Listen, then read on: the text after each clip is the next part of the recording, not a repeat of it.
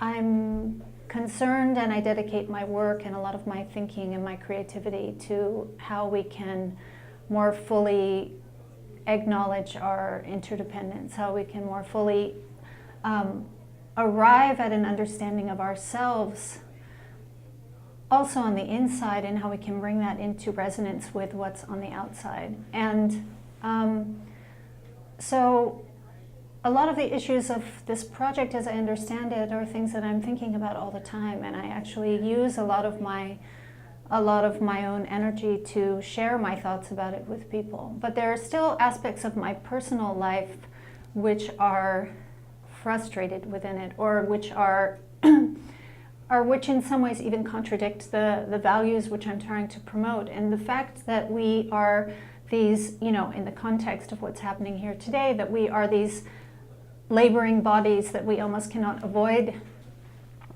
The fact that we are these laboring bodies, the fact that we are sort of forced to participate in this neoliberal system, and how we are kind of, how we have been programmed, and how difficult it is to kind of to deprogram, right? And I have a son who's a teenager, and that concerns me because he's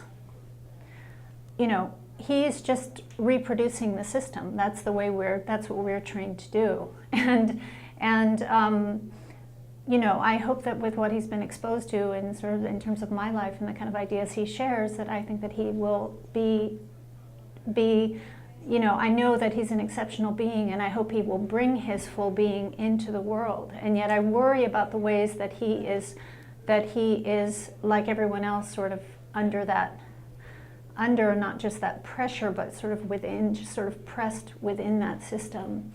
And that these other ways of being are not privileged in the way, and are not welcomed in the way that that some of this participation in this capitalist neoliberal society are. So my frustration with it is not that I have a deep belief in a kind of in a consciousness rising. I have a deep belief in not just the youth of today, but people that this kind of awakening that's happening. And I believe that humanity has a choice, that we either will be our own destruction, or we will rise to a new level of consciousness and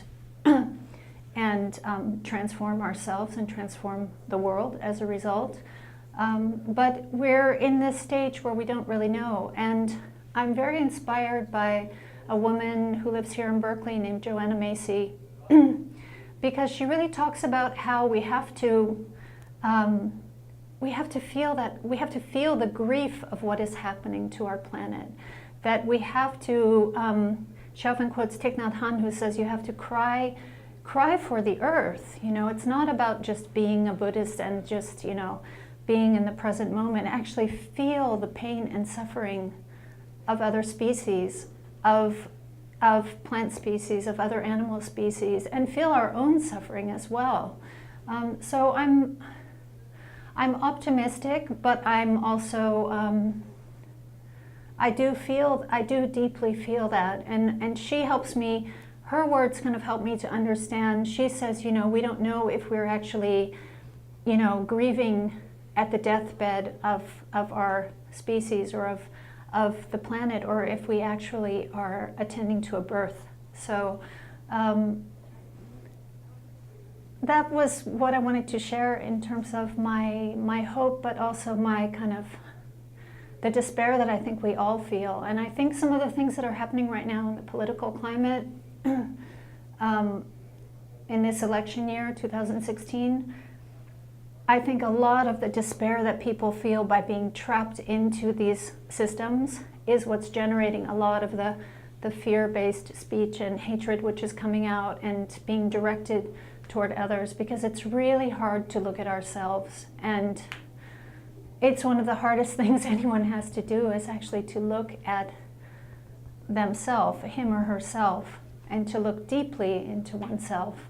So I'm encouraging anybody watching this to do that work, and to recognize that when you feel hatred toward another, it's because it's something that is that is resonant within you somehow. And if you, you know, I'm amazed by, you know, what Martin Luther King Jr. did. You know, he talked about overcoming.